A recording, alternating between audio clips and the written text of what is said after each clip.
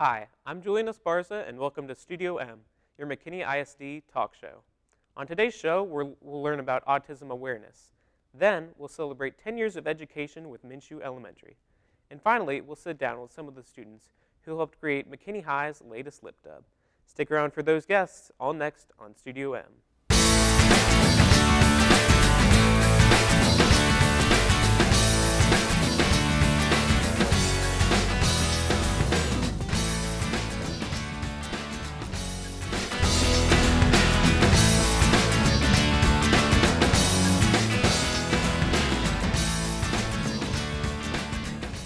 Welcome back.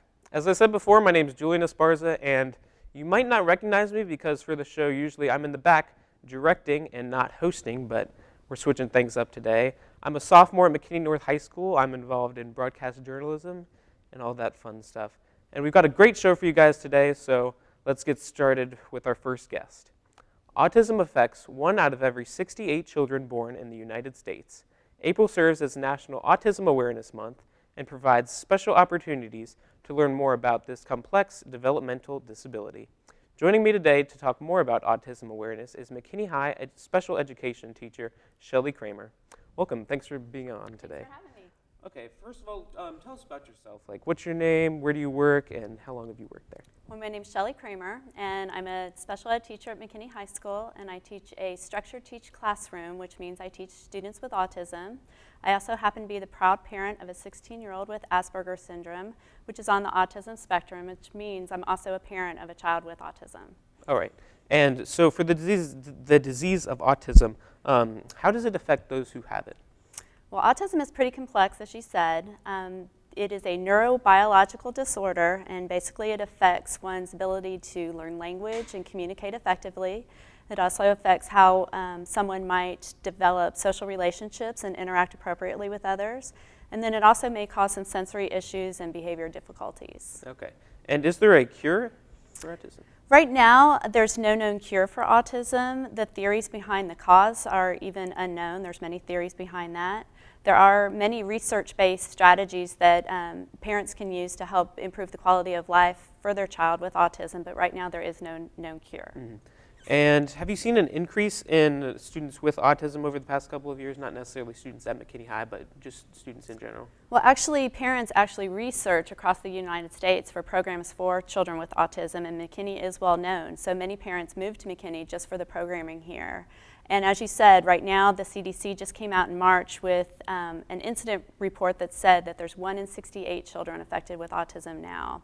2 years ago, that was 1 in 88, and 10 years ago, that was 1 in 150. What's interesting about that is those statistics are based on children that were born in 2002. So it'll take some time for the data to catch up to really say how it's affecting children born in 2013, 2014. Mm-hmm. And at McKinney High, what do you do with your students to help them prepare for life and help them in their education when they're still in high school? Well, I've been an elementary school teacher teaching kids with autism, so this is really my first year at the high school level. And one of the main goals that I have is to get my students out in the community, be that the school community or the community of McKinney, as much as I possibly can. And I think that typical grade level peers get as much from my students as my students get from them. McKinney High has done a wonderful job in incorporating my students this year, and we have many jobs that they do around the school. We have a tremendous PALS program that come into my classroom to provide those good role models for my students. And then when I have my students out and about, we have different jobs that we do around the school to practice our social interactions and our job skills. And we take care of a garden, and we go into the cosmetology unit. And I even have one student that is an errand runner for one of the secretaries. So they're able to be out in the school community and, like I said, practice those social skills that are going to be so important for them after they graduate. And do you think that helping out with running errands for the administrators or helping out with the PALs helps their social disability by them going out there and into the world? Oh, absolutely. Any opportunity that they have to practice the things that we teach in a classroom and actually apply them to real life situations is so important, just like it would be for anyone else, practicing those skills in real life situations. Mm-hmm. And what are some of the struggles that parents go through when raising a child with autism? Well, I know as a parent myself, I have my own struggles, but there are parents in this district that have more significant struggles. And I actually asked some of the parents that I've worked with through the years the same question this week, just so I would have their answer. And all 3 parents that I asked came up with the top 3 same answers. And those were loneliness, because their family and their friends don't understand what they're going through, so there's some social isolation. Sometimes they're afraid to even go to the grocery store or to a restaurant, the things that we take for granted, because they're worried about what others will think. And then they go through a grief process where I think every parent has those dreams and aspirations of what their child's going to accomplish in life. And there's a time where they realize that their child may not graduate top of their class or may not even speak sometimes. And so they go through a grief process, and as elementary teachers, it's part of our job to help them through that process. And then the other thing is financial burden. The therapies, the special diets, the medications, the supplements that these parents take their children to outside of the school usually aren't covered by insurance. So the finances can become a burden. And is there anything that we can do to show support for autism awareness during this month of awareness? Well, definitely the puzzle piece, and I think I'll explain the puzzle piece here in a minute. Everyone, just like breast cancer, the pink ribbon is a symbol for breast cancer. The puzzle piece is a symbol for autism awareness.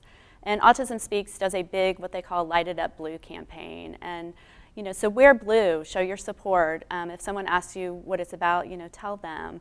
I would love to see McKinney do their own Light It Up Blue event where the schools, decorate their halls in blue, or they use blue light bulbs. Some of the biggest buildings in the world celebrate Light It Up Blue, like the Empire State Building and the Sydney Opera House, and it's something easy just to increase that awareness across the school community and the community of McKinney. Yeah, it's the little things that can really help out a lot. Absolutely. Also, you can go to autismspeaks.org to learn more about autism awareness, or if you want to donate, actually. And also, like Ms. Kramer just said, you can also wear blue to support autism awareness. And also, you just mentioned the puzzle piece, and I see it's on your shirt. And what's the significance behind that? Well, the puzzle piece symbolizes the complexity in the puzzle of autism, the unknown. And the different pieces in the puzzle symbolize the diversity of the families that are affected by autism. And then the bright primary colors signify hope for the future. And I think that's what autism really is all about, is hope for the future and staying positive throughout the entire experience. Absolutely. Well, thank you very much for being on. You're welcome. Thank you for having me. Your time for being here. Okay, we need to take a short break, and when we return, we'll celebrate 10 years of teaching with Minshew Elementary.